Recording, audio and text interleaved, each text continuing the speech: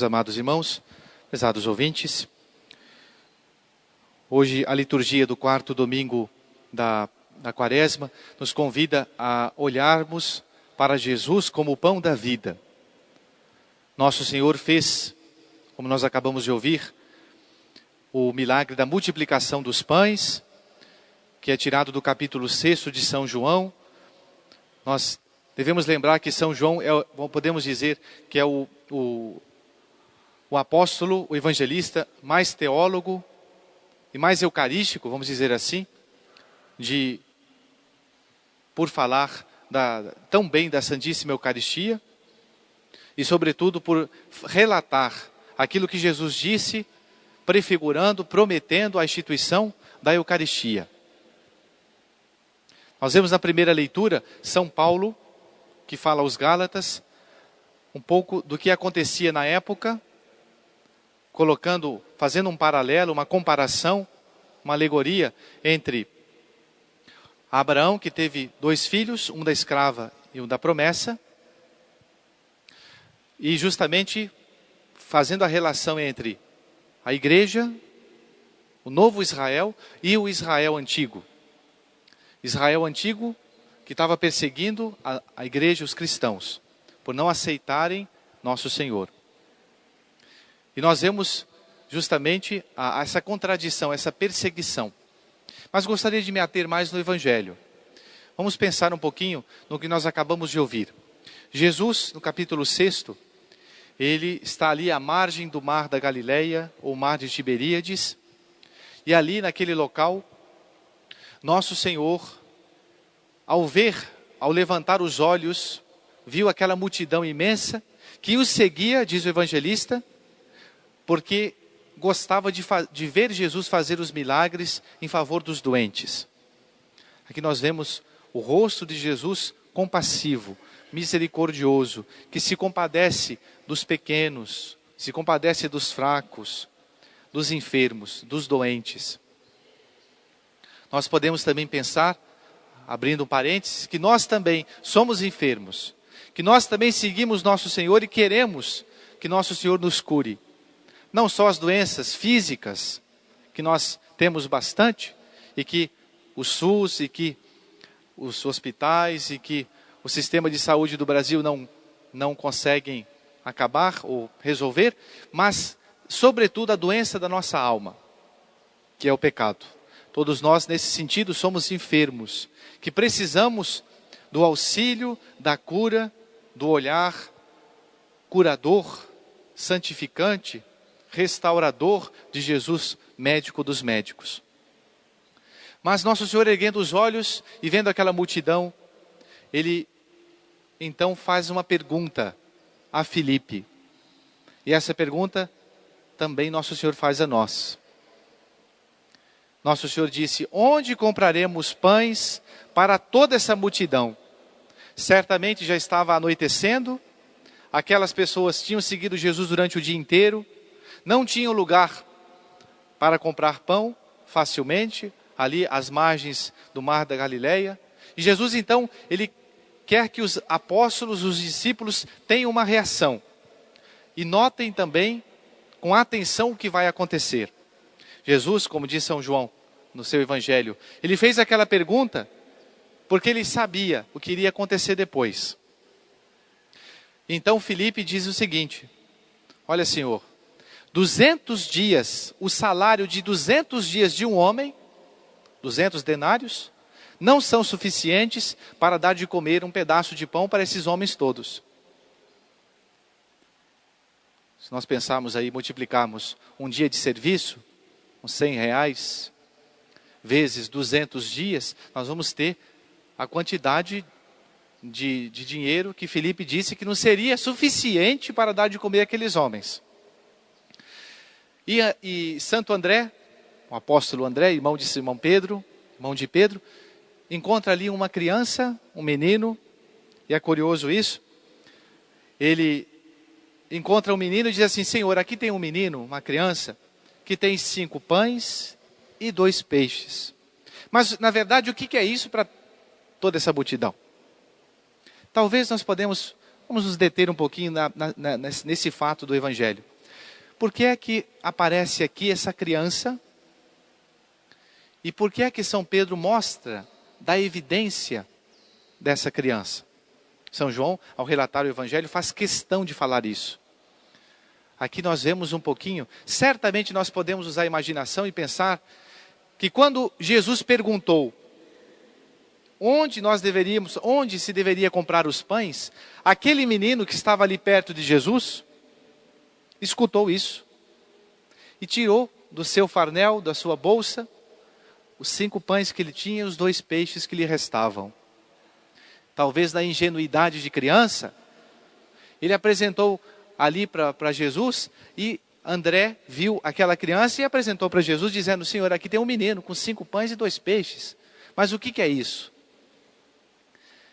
E nosso Senhor, nós bem sabemos, o desenrolar da história, com aqueles 5 pães, com aqueles 2 peixes, ele fez o milagre de alimentar 5.000 homens. E não só isso, diz o evangelista, ele faz questão de relatar que Jesus disse: recolhei as sobras para que nada se perca, e das sobras que recolheram, sobrou 12 cestos. Bom, esse fato nos dá uma lição. A primeira lição do evangelho de hoje é essa: que Deus, na ineficácia, na insuficiência dos meios, pode fazer muito. Muitas vezes nós não temos aquela capacidade, aqueles talentos, aqueles dons. O que é necessário nos falta, mas se nós temos Deus, não nos falta nada. Deus é capaz, nós não. Deus é capaz de alimentar 5.000 homens com 5 pães. Nós não somos capazes de fazer isso. Mas isso quer dizer para nós que nós temos que confiar nele, que nós temos que acreditar sim, com uma confiança generosa e com uma generosidade confiante em Jesus. Por que eu disse confiança generosa? Porque se nós não confiamos, Deus não faz. Se aquele menino, escutando o que Jesus perguntou, dissesse e pensasse consigo, num cálculo muito humano: eu tenho aqui 5 pães e 2 peixes, mas não vou nem apresentar para Jesus, porque isso aqui não é nada para essa multidão. Só eu como tudo sozinho. Se ele tivesse pensado assim, Jesus não teria feito aquele milagre. Então é claro que o milagre vem de Deus, a graça vem de Deus, a capacidade vem de Deus, mas nós temos que fazer a nossa parte. Nós temos que ter generosidade. Nosso Senhor espera de nós esses 5 pães. E agora a gente faz uma pergunta, e eu me coloco nessa pergunta também. Será que nós temos apresentado a Jesus os 5 pães e os 2 peixes? Ou seja, será que nós temos confiado que Deus pode fazer com o nosso pouco o muito? Ou será que nós temos guardado para nós num cálculo muito humano aquilo que nós temos, os nossos talentos, mesmo que sejam poucos? Portanto, vamos ter confiança generosa em Jesus. E vamos ter uma generosidade confiante.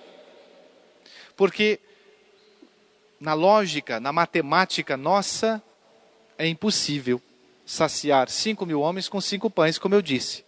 Mas na lógica de Deus, não. Na matemática de Jesus, é possível. E o Papa João Paulo II tem uma frase que diz assim: Jesus não contava com uma quantidade suficiente de bens materiais. Nós sabemos que os apóstolos, por exemplo, eram homens simples, pescadores, analfabetos, e Jesus os escolheu. Então Jesus não contava com uma quantidade suficiente de bens materiais, senão com a generosidade ao oferecer o pouco que possuíam. É isso que Jesus conta de nós também. Jesus conta com a nossa generosidade. Por exemplo, quais são os pães que temos? O tempo pode ser um pão. Às vezes nós não damos tempo para Deus. Às vezes na nossa oração, na nossa vida de oração, nós dizemos no final do dia: hoje eu não rezei nada, e dormimos e adormecemos com a consciência pesada.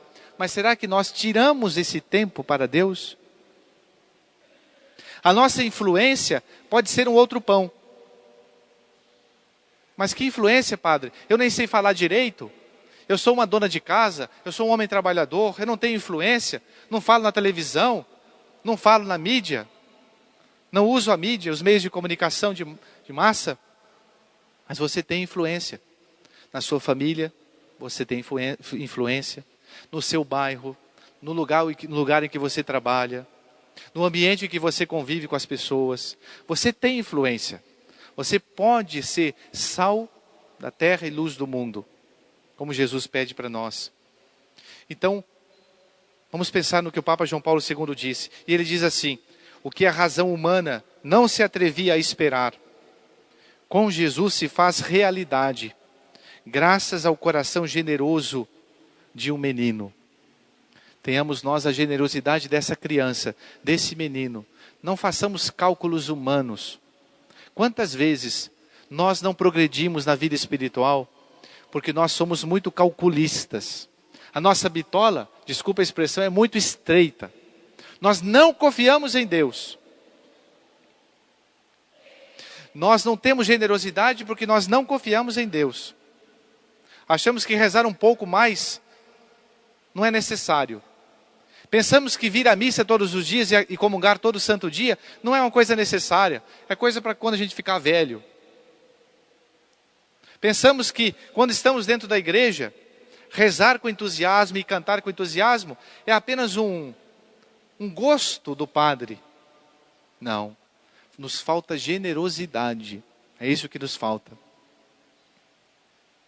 Como consequência desse fato, de que Jesus alimentou 5.000 homens com 5 pães, nós temos que ter confiança em Deus e generosidade. Mas a multiplicação dos pães, meus prezados irmãos, nos também faz lembrar da Eucaristia. Aliás, o capítulo 6 do Evangelho de São João é o capítulo em que há a multiplicação dos pães. Depois Jesus passa para o outro lado do lago de Genezaré, Cafarnaum, e vai andando sobre as águas. Os apóstolos, ao ver Jesus e não o reconhecendo, se assustam. Jesus faz, portanto, o milagre de andar sobre as águas. Depois Jesus chega na sinagoga de Cafarnaum e ali ele promete a Eucaristia. Então o capítulo 6 é o capítulo eucarístico do Evangelho de São João. Jesus multiplica os pães para dizer depois aos judeus: Moisés não vos deu o pão do céu. É o meu Pai que vos dará o verdadeiro pão do céu. Depois Jesus diz: eu sou o pão da vida. Quem me comer, quem se não comerdes a carne do Filho do Homem, não beberdes o seu sangue, não tereis a vida em vós. Então Jesus fala da Eucaristia. Vamos pensar um pouquinho aqui. Se nós acreditamos mesmo que Jesus está no sacrário. E eu te faço uma pergunta. A primeira pergunta para a gente saber se a gente acredita que Jesus está no sacrário é a seguinte: quanto tempo faz que você não comunga? Qual foi a sua última comunhão? Quanto mais tempo, menos fé na Eucaristia. Se nós acreditamos em Jesus na Eucaristia, nós vamos recebê-lo. Se nós acreditamos que aquele que morreu na cruz por nós está no sacrário, isso significa que eu me aproximo dele.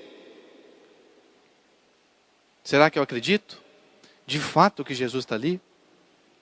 Não fiquemos sem a Santíssima Eucaristia.